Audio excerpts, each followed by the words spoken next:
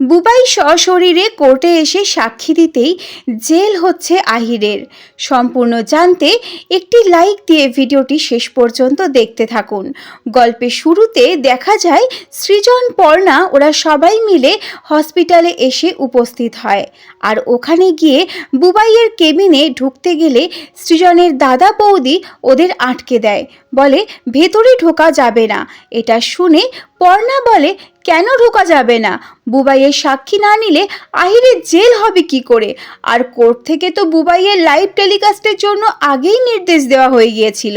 এটা শুনে সৃজনের বৌদি বলে, না, আমার বুবাই সাক্ষী দিতে যাবে না। তখন সুরভিদি বলে, এরকম করছেন কেন আপনারা? আপনাদের বাড়ির ছেলের সাথে যে এরকম একটা আচরণ করলো তাকে আপনারা শাস্তি দেবেন না? আপনারা এইসব কি বলছেন?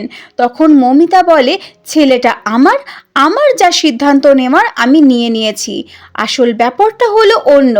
আমরা দেখি যে অয়নকে ঈশা 15 লক্ষ টাকা দিয়ে বলেছে কোনোভাবেই যেন বুবাই সাক্ষী দিতে না যায়, তা না হলে মুখ বন্ধ করে রাখার জন্য কিন্তু ওদের কাছে আরও অনেক অস্ত্র আছে।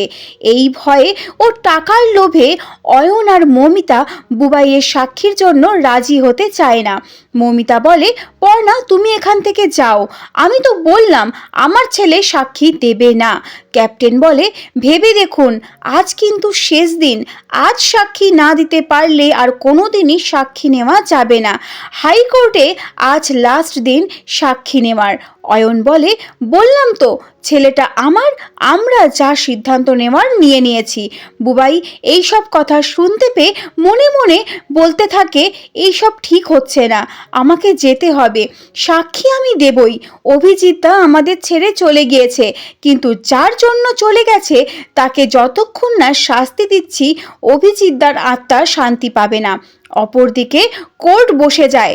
জজ সাহেব বলে, অনেকবার বলার পরও আপনাদের একটা ডেট আমরা দিয়েছিলাম, এবার বলুন সাক্ষী কি জোগাড় করে আনতে পেরেছেন ধানসিঁড়ি?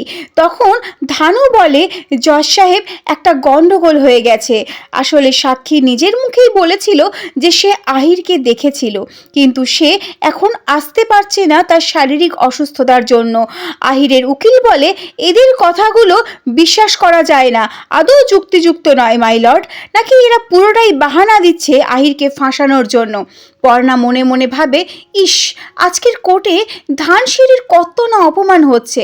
আর ঠিক তখনই একজন ট্যাক্সি ড্রাইভারকে সাথে নিয়ে বুবাই কোর্টে হাজির হয়।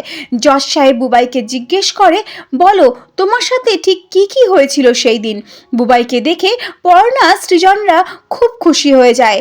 বুবাই বলে, সেদিন আমি আর আমার স্যার দুজন মিলে আসছিলাম, আর ঠিক তখনই এই যে ছেলেটা রয়েছে এ খুব জোরে গাড়ি চালিয়ে আসছিল। আমাদের সাইকেলে এমন জোরে ধাক্কা মারে যে আমি আর অভিজিৎদা পড়ে যাই। আমার চোখ তখনও খোলা ছিল আর আমি একে দেখেছিলাম। এর সাথে একটা মেয়েও ছিল আর বলছিল, এটা তুই কি করলি তুই এটা? কিন্তু একবারের জন্য আমাদের হসপিটালে নিয়ে গেল না। যদি নিয়ে যেত তাহলে হয়তো আজ অভিজিৎদা বেঁচে যেত। এই সব কিছুর জন্য এই ছেলেটাই দায়ী। তো বন্ধুরা, এই হচ্ছে নতুন পর্বের আপডেট। ভিডিওটি ভালো লাগলে এবং এরকম আপডেট পেতে চাইলে প্লিজ আমাদের চ্যানেলটিকে সাবস্ক্রাইব করে পাশে থাকবেন। ধন্যবাদ।